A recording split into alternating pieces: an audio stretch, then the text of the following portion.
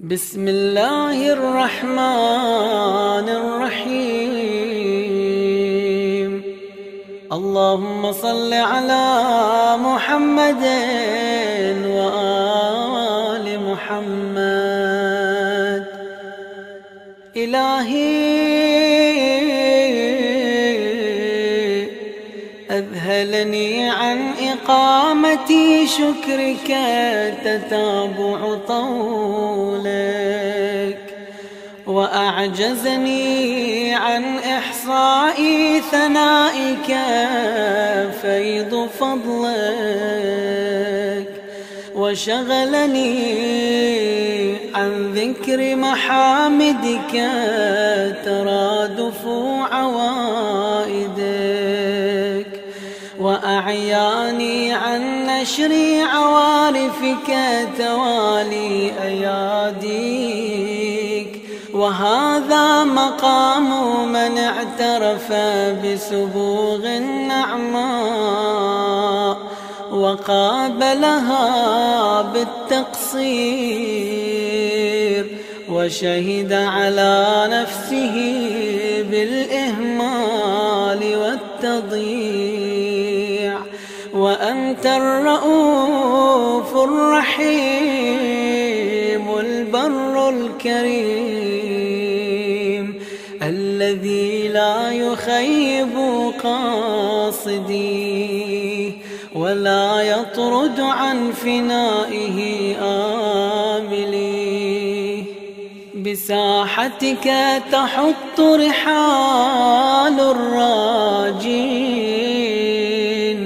وبعرصتك تقف آمال المسترفدين.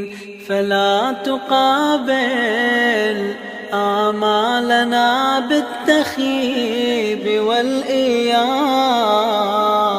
ولا تلبسنا سربال القنوط والإبلاس. إلهي تصاغر عند تعاظم آلائك شكري، وتضاءل في جنب إكرامك إياي ثنائي ونشري. جللتني نعمك من أنوار الإيمان حللا، وضربت علي لطائف برك من العز كللا.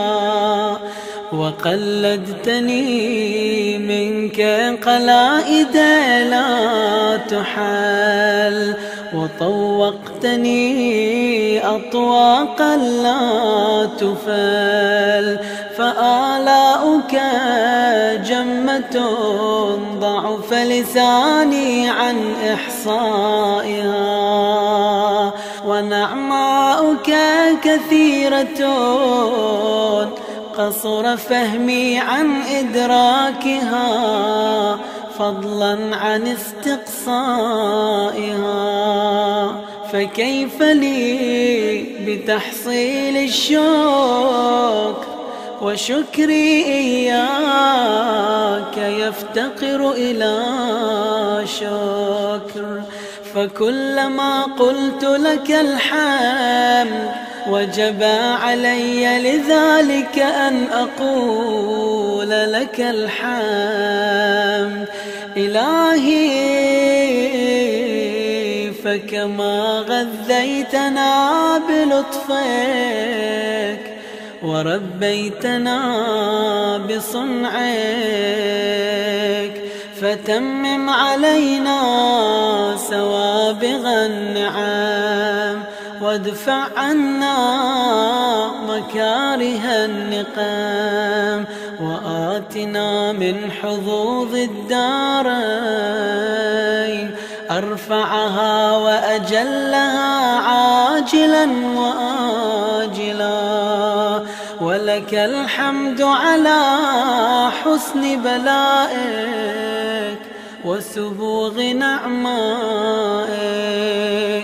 حمد حمدا يوافق رضاك ويمتري العظيم من برك ونداك يا عظيم